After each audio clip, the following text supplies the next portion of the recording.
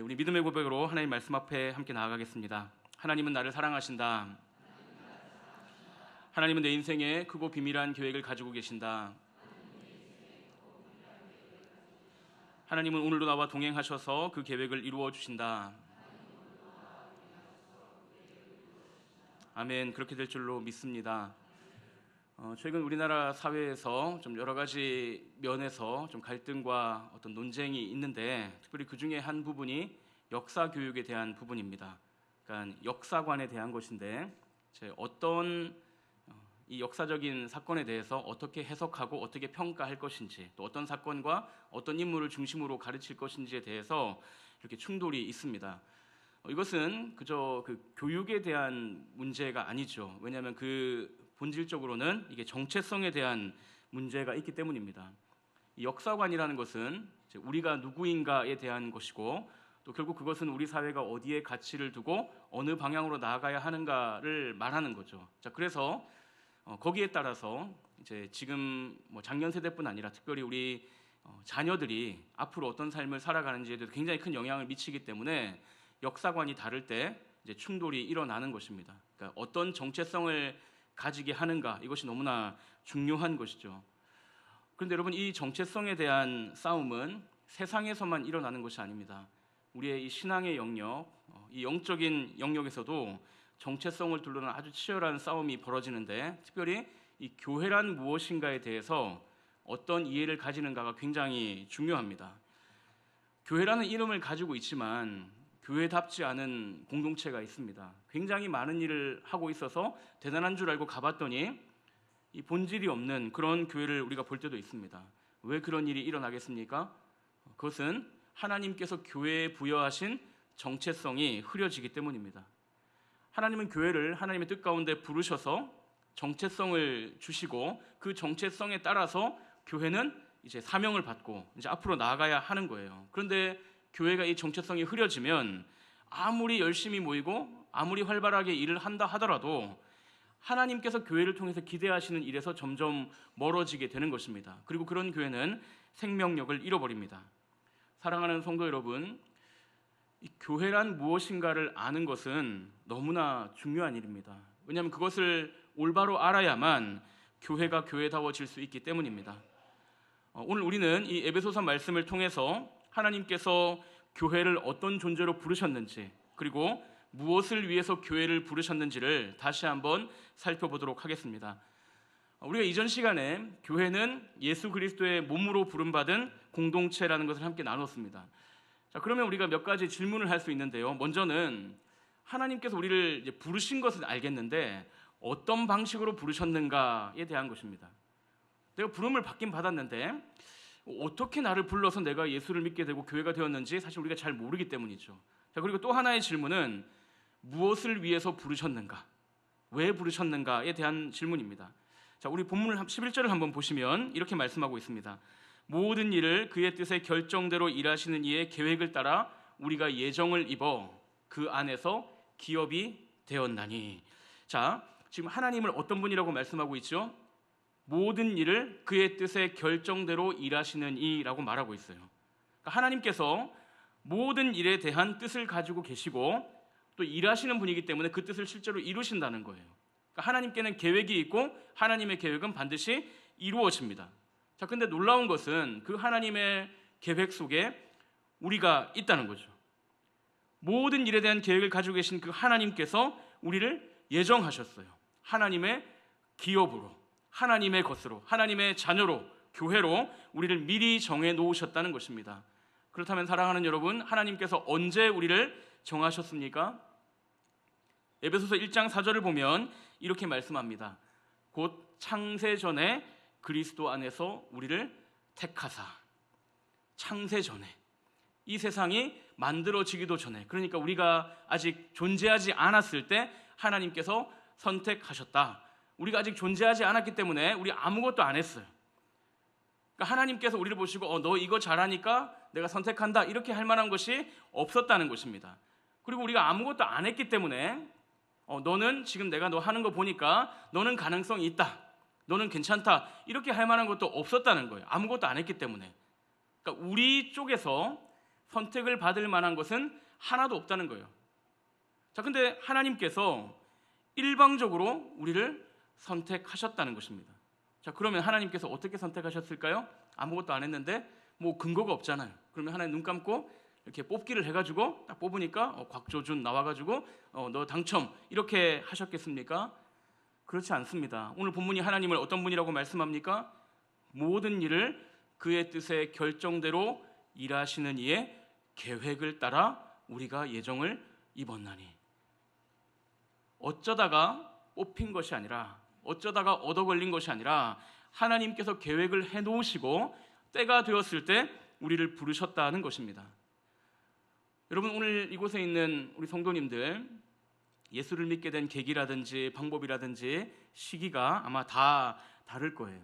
어떤 분은 몇 대째 예수를 믿는 집안에서 태어나서 이제 모태신앙으로서 어렸을 때부터 신앙생활을 하신 분도 있을 것이고, 어떤 분은 어렸을 때 친구가 교회 가자 그래가지고 간식 준다고 꼬셔서, 아니면 군대에서 초코파이 하나 먹어보겠다고 교회를 갔다가 교회에 눌러앉은 분도 계시겠죠.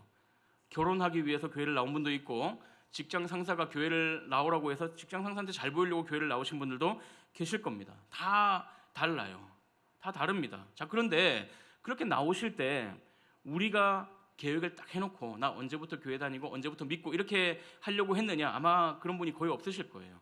그러니까 계획대로 한 게 아니기 때문에 우연처럼 보입니다. 어쩌다 보니 내가 예수를 믿게 되었구나라고 생각을 할 수가 있어요. 그러나 사랑하는 여러분, 우리가 우연처럼 생각하는 그 일 속에 하나님의 계획과 하나님의 일하심이 있습니다. 저는 그래서 이 얘기를 참 좋아합니다. 우리 성도님들 만나서 어떻게 예수를 믿게 되셨는지 이야기하는 것을 참 좋아합니다. 왜냐하면 그 이야기를 들을 때 하나님께서 너무나 놀라운 계획 속에 일하시는 것들을 발견하게 되기 때문이에요. 사랑하는 여러분, 우리는 무작위로 추첨된 사람이 아닙니다. 하나님의 계획이 있었고 하나님께서 일하셔서 우리가 하나님의 것이 되었다는 것을 믿으시기를 바랍니다. 자, 그런데 가끔 이게 좀 불안할 때가 있습니다. 하나님께서 내가 아무것도 안 했을 때 일방적으로 하나님이 선택하시고 예정하셨다. 그럼 내가 지금 교회를 잘 다니고 있는데 혹시 내가 선택받은 사람이 아니라면 어떻게 할까? 나중에 이제 천국 문 앞에 딱 가서 들어가려고 이제 발을 딱 내밀려고 하는데 너는 아니다. 너 선택 안 받았다. 너 예정 안 됐다. 하나님 만약에 그렇게 말씀하신다면 어떻게 하겠습니까? 여러분, 만약 하나님께서 어떤 조건을 제시하셨다고 하면 좀 편할 수가 있어요. 예를 들어서 너 돈 얼마 가져와, 얼마 이상 내, 그러면 너 선택해 줄게. 이렇게 하면 내가 돈을 냈는지 안 냈는지가 분명하니까, 물론 내고 나서 까먹을 수도 있겠지만 분명하니까 덜 불안할 것 같아요. 그런데 내가 아무것도 안 했을 때 하나님께서 일방적으로 하나님의 뜻 안에서 나를 선택하시고 예정하셨다고 하면 혹시 내가 착각하는 것은 아닐까라고 생각하면서 불안한 마음이 드는 것입니다. 자, 그런데 이게 확실하지 않아서 불안하기도 하고, 또 어떤 때는 막 이게 불합리하다는 생각도 들어요. 왜냐하면 하나님께서 선택하셔서 구원하신다면 정말 훌륭한 삶을 살아가고 있는데 하나님이 그 사람을 선택하지 않았으면 그 사람 구원 못 받는 거잖아요. 어떤 사람이 정말 하나님을 믿고 싶어가지고 막 믿으려고 하는데 하나님이 예정하지 않아서 그 사람이 못 믿었다. 그러면 하나님 너무 잔인한 분 아닙니까? 이런 생각이 막 이제 불쑥불쑥 올라오는 거예요. 자, 그래서 어떤 사람들은 이 선택과 예정은 구원받기 위해서 하나님을 찾는 사람들을 막는 것이다 라고 이야기를 하기도 합니다. 그런데 사랑하는 여러분, 하나님께서 그것을 모르시겠습니까? 하나님께서 우리가 아무것도 안 했을 때 우리를 선택하신 이유가 있습니다. 첫 번째는 우리가 한 일로 구원을 받으려고 한다면 아무도 구원을 받을 수가 없기 때문이에요. 여러분, 이 선택이 불합리하다고 생각하는 그 마음 속에는 내가 노력하면, 내가 잘 살면 구원받을 수 있다는 생각이 들어있는 거예요. 자, 그런데 그건 불가능합니다. 여러분, 만약 우리가 뭔가를 해서 구원받을 수 있었다면 하나님께서 독생자를 십자가에 죽게 하셨겠습니까? 이 선택은 불합리하고 내가 뭔가를 해서 선택받는 것이 옳다라고 생각하는 사람들은 사실은 하나님이 마치 바보인 것처럼 생각을 하고 있는 것입니다. 자, 그리고 우리의 생각과는 달리 우리가 뭔가를 해서 구원을 받는 것이 사실 더 불안합니다. 왜냐하면 여러분, 우리는 잘 살다가도 죄 짓고 미끄러지기가 너무나 쉬운 사람들이에요. 그러면은 막 잘 살 때는 내가 막 선택받고 구원받은 것 같다가 죄 한번 딱 지으면 그때부터 막 불안해지는 거죠. 여러분, 이 선택과 예정은 우리를 불안하게 만드는 것이 아니라 오히려 우리의 구원을 확실하게 만들어주는 것입니다. 왜냐하면 내가 한 것이 아니라 하나님께서 선택하셨기 때문입니다. 자, 그리고 두 번째, 이 선택은 혹시 나는 선택받았으면 어떡하나 이렇게 두려움을 갖게 하는 것이 아니라 나 같은 사람도 구원받을 수 있다는 소망을 주기 위한 거예요. 네덜란드의 유명한 신학자인 헤르만 바빙크라는 분이 이렇게 말씀하셨어요. 만일 예정이 사람의 공로에 근거한다면 아무도 구원받을 수 없다. 그러나 하나님의 은혜에 근거하기 때문에 가장 비참한 사람에게도 희망이 있다. 선택의 교리는 구원에서 배제하는 선언이 아니라 하나님의 풍성한 은혜로의 초대이다. 우리가 생각하기에 하나님이 선택하시고 예정하셨다 그러면 구원의 문이 탁 좁아지는 것 같죠. 그 사람들만 구원받을 수 있다 생각하니까. 하지만 여러분, 사실 이것은 구원의 문을 활짝 열어놓으신 것입니다. 사람들이 보기에 저 사람은 안 돼, 저 사람은 구원 못 받아, 저 사람은 뭐 하나님이 싫어할 거야, 이렇게 생각하는 가장 비참한 죄인이라 하더라도 하나님께서 그 사람을 선택하시면 바꾸실 수 있고 구원하실 수 있기 때문입니다.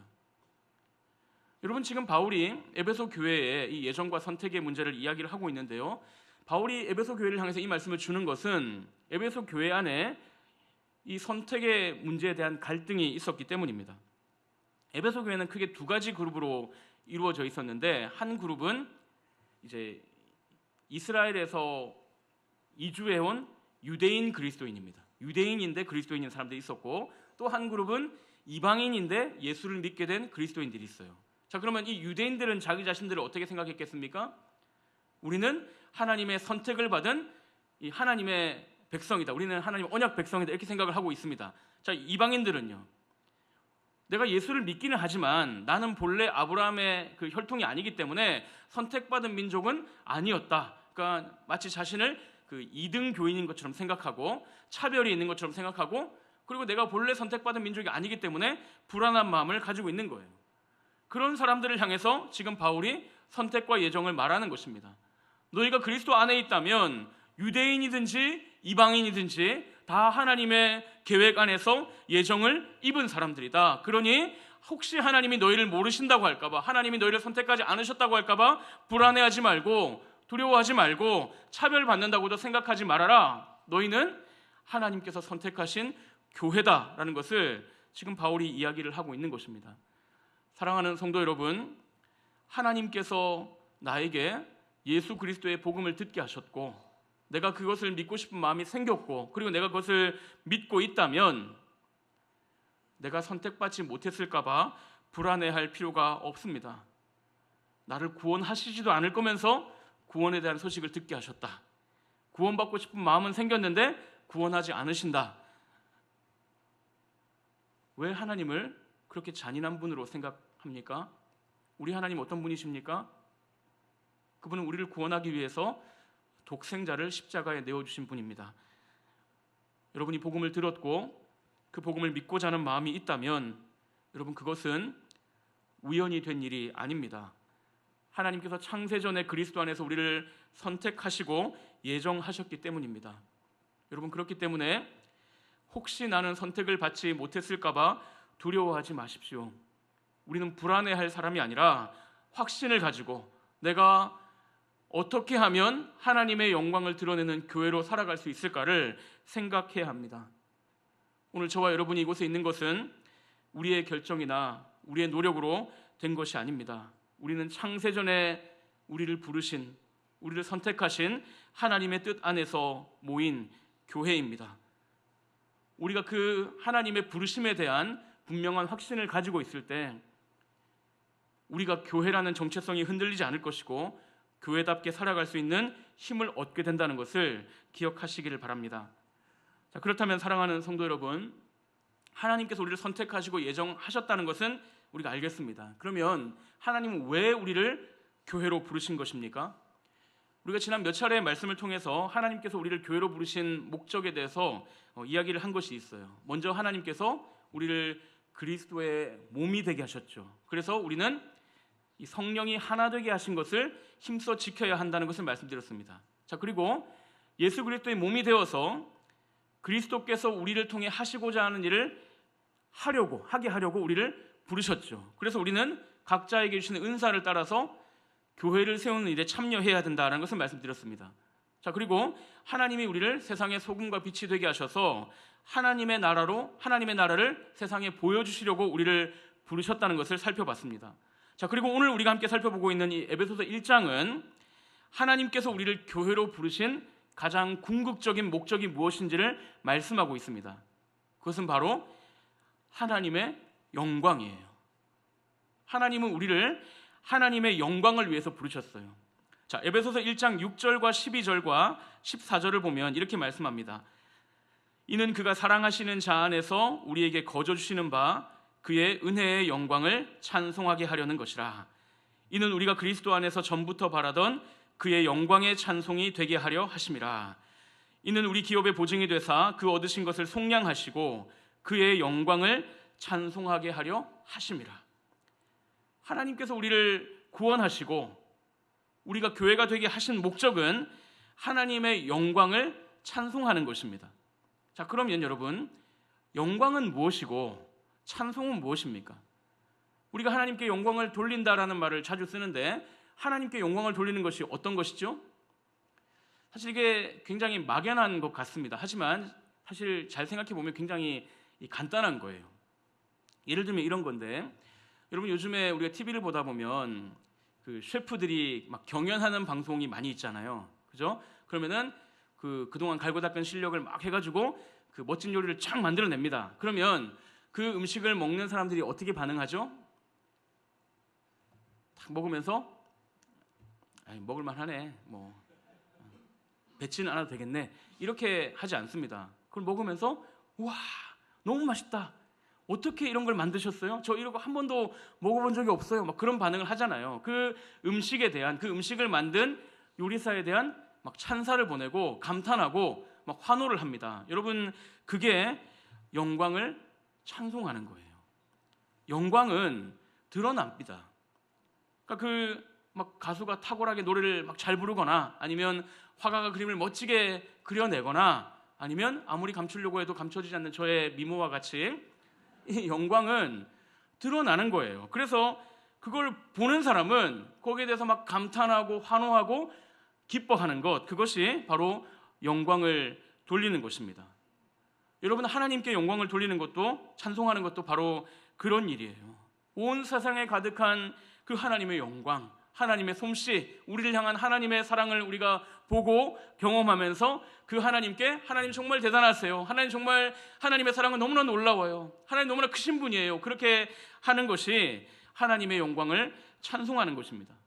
자, 그런데 우리가 여기에서 굉장히 중요한 진리를 하나 배울 수가 있는데요, 하나님께서 우리를 선택하시고 예정하셔서 교회가 되게 하시고 이 교회에 주신 사명이 하나님의 영광을 찬송하는 것입니다. 그러면 여러분, 교회가 하나님의 영광을 찬송하려면 먼저 있어야 되는 일이 있습니다. 그것이 무엇이겠습니까?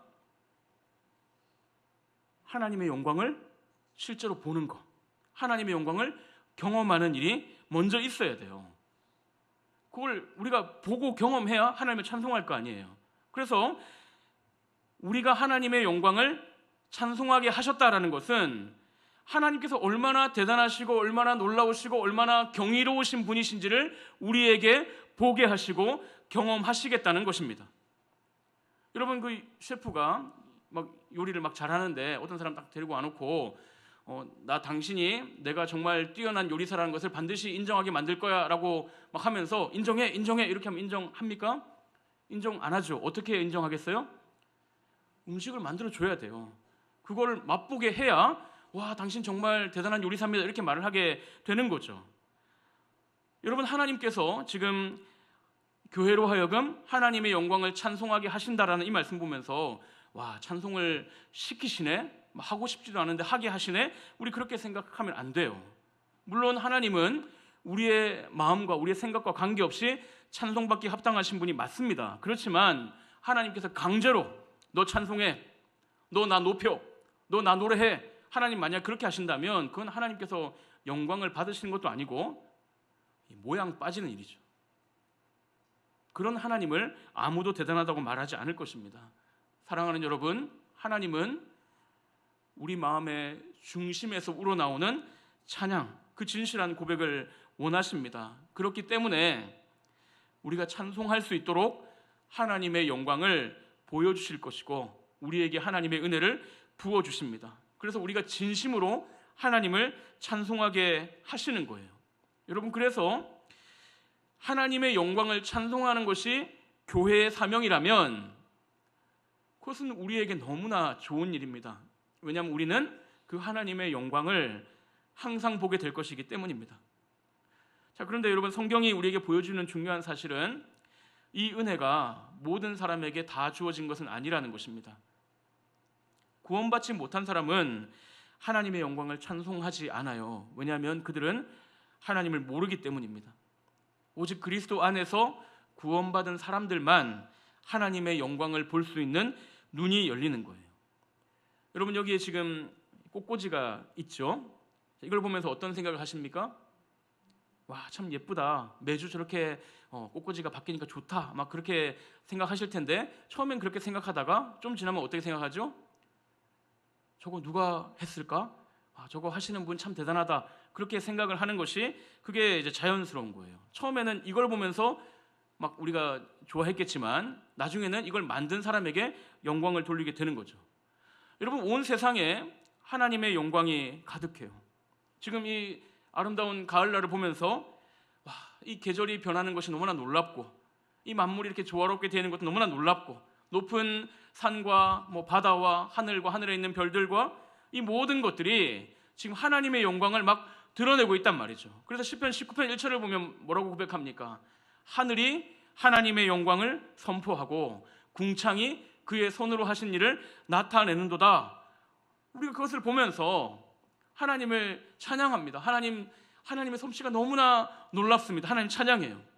자, 근데 모든 사람들이 다 그렇게 합니까? 사람들이 이 자연을 보면서 감탄을 합니다. 와, 참 멋있다, 대단하다 감탄은 하지만 하나님께 영광을 돌리진 않죠. 왜냐하면 그들은 이 자연을 보면서 그 속에 있는 하나님을 보지 못하기 때문이에요. 그래서 그들은 찬송할 수가 없습니다. 하나님께서 하신 일이라는 것도 모르고 그리고 그 속에 담겨있는 하나님의 사랑도 전혀 알지 못합니다. 그러나 우리는 어떻습니까? 우리는 이 계절의 변화를 보면서 우리를 사랑하시는 하나님의 마음을 봅니다. 여러분, 이 가을날을 보면 마치 하나님께서 이렇게 말씀하시는 것 같지 않으세요? 멋지지? 아름답지? 이거 내가 너를 위해서 준비한 거야. 너 마음껏 즐겨. 하나님께서 그렇게 말씀하시는 것 같지 않습니까?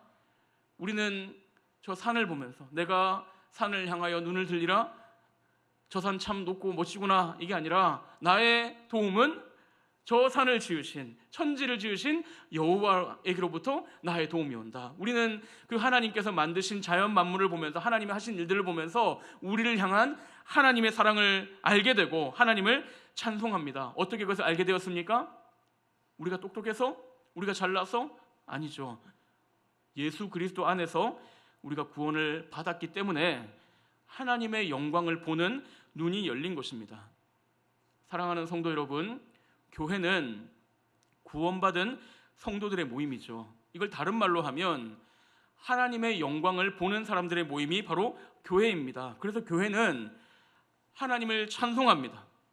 교회 나오니까 막 찬양팀이 앞에서 찬양하면서 노래 부르세요, 찬양하세요 이렇게 하니까 우리가 찬송을 부르는 것이 아니라 우리에게 보여주신 그 하나님의 영광 때문에, 온 세상에 가득한 그 하나님의 능력과 하나님의 지혜를 우리가 보기 때문에, 십자가에서 보여주신 그 하나님의 놀라운 사랑을 우리가 경험했기 때문에, 오늘도 우리와 함께 하시며 인도하시는 그 아버지의 사랑을 우리가 알기 때문에 우리 마음 중심으로부터 하나님을 찬송하는 것입니다. 그렇게 하나님을 찬송하는 것이 우리의 기쁨이고 우리의 생명이고 그것이 우리의 자랑입니다. 여러분, 하나님을 찬송하는 것보다 우리에게 기쁜 일이 있습니까? 그렇게 찬송하는 것을 예배라고 하는 거죠. 하나님을 찬송하는 것, 그것이 예배이고 교회는 하나님을 예배하는 공동체입니다. 여러분 오늘 이곳에 왜 오셨습니까? 우리는 하나님을 예배하기 위해서 왔어요. 우리 하나님을 찬송하기 위해서 왔습니다. 어떤 사람들은 예배는 설교다라고 생각을 하시는 것 같아요. 그래서 이 설교하기 전에 들어오면 되고 설교 끝나면 축도 안 했는데 나가도 되고 가끔 일이 있어서 이제 예배드리러 못 오면 어떻게 합니까? 나중에 이제 교회 예배 영상 보면서 설교만 탁 들어요. 그러면 이제 예배 드리는 셈 치는 거죠. 여러분 이 하나님의 말씀을 듣는 설교는 예배에서 굉장히 중요한 순서가 맞습니다. 그렇지만 그것이 예배의 전부는 아니에요. 여러분 예배는 하나님을 찬송하는 것입니다. 온 교회가 함께 모여서 우리를 구원하신 하나님을 함께 높이는 것이 예배예요. 그리고 그렇게 하나님의 영광을 찬송하는 교회에 하나님께서 약속의 말씀을 주시는 것이 바로 설교고, 우리가 그 말씀을 듣고 또 각자의 삶의 자리로 나아가서 우리 삶의 자리에서 하나님을 찬송하는 삶을 살아가는 것이죠. 여러분 하나님께서 하나님의 영광을 찬송하게 하시려고 우리를 교회로 부르셨습니다. 교회의 존재 목적은 찬송하는 것이고 하나님을 예배하는 것입니다. 만약 교회가 하는 여러 가지 일들 중에 우리가 딱 한 가지만 골라야 한다면 우리는 예배를 선택해야 합니다. 사랑하는 성도 여러분, 하나님께서 저와 여러분을 구원하시고 우리가 교회가 되게 하신 것은 하나님을 찬송하고 하나님을 예배하기 위함이라는 것을 기억하시길 바랍니다. 예배는 우리의 삶의 일부가 아니라 우리의 삶의 전부입니다. 그 사실을 기억하시고 여러분의 삶에서 항상 하나님을 찬송하시길 바랍니다. 그것이 하나님께서 우리를 교회로 부르신 목적입니다. 자, 그런데 여러분 오늘 본문 12절을 보면 이 하나님의 영광을 찬송하라는 이 표현이 좀 독특하다는 것을 알 수 있습니다. 아까 제가 6절과 12절과 14절을 다 읽어드렸는데 6절과 14절을 보면 영광을 찬송하게 하려 함이다 라고 말하고 있어요. 자, 근데 12절은 좀 표현이 다릅니다. 12절 한번 볼까요? 12절을 보면 그의 영광에 찬송이 되게 하려 함이다 라고 말하고 있죠. 그러니까 찬송을 하게 하는 것과 찬송이 되게 하는 것의 차이가 있습니다. 어떤 분들은 그게 그거 아니냐라고 할 수 있는데 그게 아니겠죠. 자, 사실은 이 대다수의 성경학자들은 뭐 6절, 12절, 14절 이게 똑같이 하나님의 영광을 찬송하는 것이다라고 해석을 합니다. 왜냐하면 이 번역은 좀 다르게 되어 있지만 이 원래 헬라어 문법적으로는 그렇게 볼 수 있기 때문이에요. 자, 그런데 우리 개역개정 성경이 하나님의 영광의 찬송이 되게 하려 합니다라고 번역한 것처럼 이렇게 볼 수도 있습니다. 그러니까 교회는 하나님의 영광을 찬송하는 사명을 받았을 뿐 아니라 교회의 존재 자체가 찬송이 된다. 즉 교회를 통해서 하나님의 영광이 드러난다는 거예요.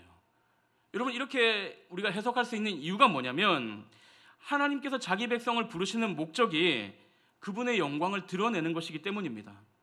이사야 43장 7절을 보면 이렇게 말씀합니다. 내 이름으로 불려지는 모든 자 곧 내가 내 영광을 위하여 창조한 자를 오게 하라. 그를 내가 지었고 그를 내가 만들었느니라. 내 영광을 위하여 창조한 자를 오게 하라. 하나님의 영광을 위해서 창조했습니다. 근데 그 하나님의 영광을 위해서 창조한 하나님의 백성들이 누구의 이름으로 불려진다고요? 하나님의 이름으로 불려지는 거예요. 하나님의 이름을 딱 붙여놨다는 거예요. 여러분 한번 생각을 해보십시오. 여러분들이 뭔가 이렇게 막 그 작품을 만든다고 막 만들었는데 다 만들고 보니까 엉망진창인 거예요. 막 너무 형편없어. 누가 보더라도 막 욕할 것 같아요. 내가 만들었는데 혹시 너희 애가 만들었니? 막 이렇게 말할 정도로 막 그런 걸 만들었어요. 그리고 나서 내 이름 딱 붙여놓고 사람들에게 자랑하시겠어요? 그렇게 하면 망신당하는 거예요. 저 생각이 있는 거냐 없는 거냐, 부끄러움도 없냐, 이런 얘기를 당할 수밖에 없겠죠. 여러분 하나님께서 자기 백성들을 하나님의 이름으로 불려지게 하셨다. 여러분 이것은 그들을 보는 사람들마다 하나님을 높이게끔 하시겠다는 하나님의 의지를 보여주시는 것입니다. 여러분 교회도 마찬가지예요. 교회를 하나님의 영광의 찬송이 되게 하셨어요. 여러분 그렇게 되게 하려고 하나님께서 날마다 교회에 하나님의 은혜를 부어주시는 것입니다. 여러분, 자녀들이 내 자랑이 되게 하려면 너 알아서 가서 살아 이렇게 하시겠습니까? 어쨌든 그 자식이 잘 돼가지고 내 자랑이 되게 하려고 최대한 서포트를 하실 거 아니에요. 하나님께서 교회가 하나님의 영광이 되게 하신다는 것은 바로 그런 거예요. 하나님이 항상 교회에 은혜를 주시고 교회의 능력을 부어주셔서 이 교회를 통해서 하나님께서 반드시 영광을 받으시겠다는 것입니다. 여러분, 교회는 하나님의 영광을 존재한다. 여러분, 이 사명은 막 부담스럽거나 불편한 짐이 되는 것이 아니라 오히려 이것이 우리가 항상 은혜를 받는 이유가 되는 것입니다. 우리가 너무나 좋아하는 시편 23편을 보면 3절에서 이렇게 말씀합니다. 내 영혼을 소생시키시고 자기 이름을 위하여 의의 길로 인도하시는도다. 하나님께서 왜 우리를 의의 길로 인도하십니까? 우리 잘 되라고? 아니죠. 하나님의 이름을 위해서, 하나님이 영광을 받으시려고 우리를 인도하시는 거예요. 그래서 하나님께서 우리를 통해서 영광을 받으시려고 하면 할수록 하나님은 우리에게 더 많은 은혜를 부어주십니다. 우리가 하나님을 찬양하면 할수록, 우리가 하나님을 예배하면 할수록, 그렇게 하려고 하면 할수록, 하나님께 영광을 돌리려고 하면 할수록 하나님의 은혜는 더 많이 우리에게 부어지는 것입니다. 여러분, 특별히 우리 성도님들 중에 하나님 나에겐 별로 은혜를 주지 않는 것 같다고 생각되는 분이 계시다면 하나님을 찬송하십시오. 하나님께 영광을 돌리려고 하십시오. 그러면 하나님 반드시 우리에게 은혜를 부어주십니다. 자, 그런데 특별히 우리가 이 말씀을 통해서 교회가 가지고 있는 굉장히 중요한 사명을 한 가지 보게 되는데, 그것은 바로 선교하는 사명이에요. 여러분, 찬송은 하나님을 노래하는 거잖아요. 하나님 정말 대단하십니다. 위대하십니다. 하나님이 하신 일을 노래하는 것이 찬송인데, 성도들끼리 모여서 찬송하는 거 말고 우리가 세상을 향해서도 찬송할 수 있어요. 그리고 그때 하는 찬송은 자랑하는 거예요. 하나님 자랑하는 거예요. 하나님 이렇게 대단하신 분이다. 하나님 이렇게 사랑이 많으신 분이다. 하나님 이렇게 놀라우신 분이다. 그렇게 세상을 향해서 자랑하는 거죠. 그리고 교회가 그렇게 세상을 향해 하나님을 자랑하는 것을 우리는 선교라고 불러요. 자, 시편 105편 1절부터 3절을 보면 이렇게 고백하고 있습니다. 여호와께 감사하고 그의 이름을 불러 아뢰며 그가 하는 일을 만민 중에 알게 할지어다. 그에게 노래하며 그를 찬양하며 그의 모든 기이한 일들을 말할지어다. 그의 거룩한 이름을 자랑하라. 여호와를 구하는 자들은 마음이 즐거울지로다. 하나님의 이름을 자랑하면 우리의 마음이 즐겁습니다. 사랑하는 여러분, 우리 하나님은 모든 열방 중에 찬송받기 합당하신 분이십니다. 그런데 이 세상이 하나님을 찬송하지 않아요. 하나님이 만든 세상에 살면서, 하나님이 주신 것을 가지고 먹고 살고 있으면서 하나님께 감사하지도 않습니다. 왜냐하면 그들이 하나님을 모르기 때문이에요. 그래서 하나님은 하나님을 찬송하지 않는 그곳에 교회를 보내셔서 그 교회가 하나님을 찬송하게 하십니다. 그 교회가 하나님을 자랑하게 하시고 교회가 하나님의 영광을 드러내게 하십니다. 그래서 그 교회를 통해서 열방이 하나님을 알게 되고 하나님을 찬송하게 하는 것, 여러분, 그것이 하나님께서 교회를 세상 가운데 두시는 목적이에요. 사랑하는 여러분, 교회를 통해서 또 저와 여러분을 통해서 모든 열방이 하나님을 보고 하나님을 찬송하게 되는 것이 하나님의 꿈입니다. 그 일을 위해서 우리를 교회로 부르셨고, 하나님은 우리도 그 꿈을 품고 온 세상을 향하여 하나님을 찬송하기를 원하십니다. 하나님 그 마음을 가진 사람들을 찾고 계십니다. 여러분, 그런데 참 이 하나님의 영광을 향한 뜨거운 중심을 가진 사람이 여러분 어디에 있습니까? 세상을 향해서 하나님을 찬송하고 세상이 하나님을 찬송하게 하는 이 사명은 어떤 특정한 소수의 사람들에게만 주어진 사명이 아닙니다. 여러분, 이것은 교회의 존재 목적이에요. 그게 교회의 정체성이고 그게 교회가 이 세상에 있어야 하는 이유입니다. 우리가 예배하는 것은, 모여서 하나님 찬송하는 것은 우리끼리 모여서 막 좋고 즐겁고 와 하나님 너무 좋은 분이니까 같이 막 얘기하니까 너무 좋다 이렇게 하려고 하는 것이 아니에요. 우리는 세상으로 나아가야 되는 거예요. 하나님을 알지 못하는 그 열방으로 나아가서 누구도 찬양하지 않는 그곳에서 하나님을 찬송하는 삶을 살아야 하는 것입니다.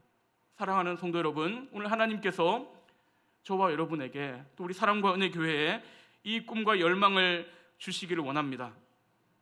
세상을 향해서 하나님을 찬송하고 모든 열방이 하나님을 찬양하게 될 그날을 생각하면 우리의 마음이 뜨거워지고 우리 마음이 뛰고, 그래서 나도 우리 교회도 그 일을 위해서 기꺼이 헌신하고자 하는 이 하나님의 영광을 향한 열심이 오늘 저와 여러분에게도 있게 하시기를 원합니다. 우리에게 그 중심이 있어서 우리 사랑과 은혜 교회를 통해서 또 우리 모든 성도님들을 통해서 많은 사람들이 하나님의 영광을 찬송하게 되는 그런 능력 있는 교회가 되게 하시기를 주님의 이름으로 축원합니다. 이제 말씀을 정리합니다. 사랑하는 성도 여러분, 우리 5번에 걸쳐서 이 교회에 대한 말씀을 함께 나누었습니다. 교회는 그리스도의 몸으로, 한 몸으로 부름받았고 또 그리스도의 몸으로서 기능해야 하고 세상의 소금과 빛으로서 하나님의 나라를 드러내야 하는 존재입니다. 그리고 오늘 우리는 이 말씀, 에베소서 말씀을 통해서 그 모든 일의 궁극적인 목적이 하나님의 영광이라는 것을 확인했습니다. 하나님께서 하나님의 영광을 위하여 우리를 교회로 부르셨습니다. 여러분, 그것은 우연이 아니었습니다. 이 세상을 만드시기도 전에 하나님은 그 목적을 가지고 우리를 예정하셨고 택하셨고 이 뜻을 이루시기 위해서 독생자를 아낌없이 주셨고, 우리가 이것을 알고 하나님을 찬송할 수 있도록 우리에게 성령을 보내주셨습니다. 그래서 우리는 이 세상 사람들이 알지 못하는 그 하나님의 영광을 보고 하나님을 찬송할 수 있는 너무나 큰 복을 받게 되었습니다. 사랑하는 성도 여러분, 우리가 하나님을 찬송할 수 있다는 것이 얼마나 감사한 일입니까? 우리 교회는 하나님의 영광을 찬송하는 공동체입니다.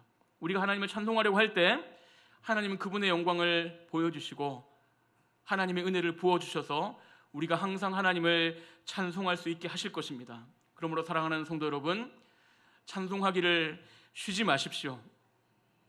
늘 하나님을 예배하십시오. 교회 안에서뿐 아니라 여러분의 삶의 자리에서 하나님을 찬송하고 하나님을 자랑하는 사람이 되십시오. 입술로만 찬송하는 것이 아니라 삶으로 하나님을 찬송하십시오. 그것이 하나님께서 우리를 교회로 부르신 목적이고 그것이 우리의 삶을 가장 복되게 하는 길입니다. 바라기는 우리 사랑과 은혜 교회와 또 이 땅의 모든 교회들이 교회는 하나님의 영광을 위해 존재한다는 이 정체성을 회복해서 하나님께서 우리를 통해 큰 영광 받으시기를 간절히 원합니다. 우리 시간 말씀을 기억하면서 함께 기도하겠습니다. 사랑하는 성도 여러분, 우리는 누구입니까? 우리는 교회입니다. 우리가 교회가 된 것은 우연히 된 것이 아닙니다. 하나님께서 우리를 통해서 영광 받으시기로 미리 정하여 놓으시고 이 세상을 만드시기도 전에 이미 우리를 선택하셨습니다. 우리를 부르셔서 예수를 믿게 하셨고 우리의 눈을 열어주셔서 사람들은 보지 못하는 그 하나님의 영광을 보게 하셔서 하나님을 찬송하는 이 놀라운 복을 우리에게 누리게 하셨습니다. 그리고 이제는 우리를 통해서 모든 열방이 하나님을 보고 하나님을 찬송하게 하는 그 영광스러운 삶으로 우리 교회를 하나님이 초대하고 계십니다. 우리 시간 말씀을 기억하면서 이렇게 기도하면 좋겠습니다. 하나님, 나를 교회로 부르신 그 하나님의 부르심이 확실하다는 것을 알게 하여 주셔서 내가 불안해하거나 두려워하지 말고 확신을 가지고 하나님의 영광을 위하여 살아갈 수 있도록 도와주시옵소서. 우리를 하나님의 영광을 찬송하게 하셨기 때문에 하나님의 은혜와 하나님의 능력을 항상 우리에게 부어주신다는 것을 알게 하여 주시고 온 마음을 다하여 항상 하나님을 찬송하는 삶을 살게 하여 주시옵소서. 우리끼리 모여서 하나님을 찬송할 뿐 아니라 세상을 향하여 하나님을 찬송하며 하나님을 자랑하게 하셔서 우리를 통하여, 우리의 찬송을 통하여, 우리의 삶을 통하여 모든 열방이 하나님을 알고 하나님을 찬송하게 하는 그 영광스러운 사역에 우리와 우리 사랑과 은혜가 쓰임받게 하여 주시옵소서. 우리 간절한 마음으로 말씀을 기억하면서 함께 기도하겠습니다. 하나님 아버지, 감사합니다. 하나님, 내가 아무것도 하기 전에 하나님 나에게 아무런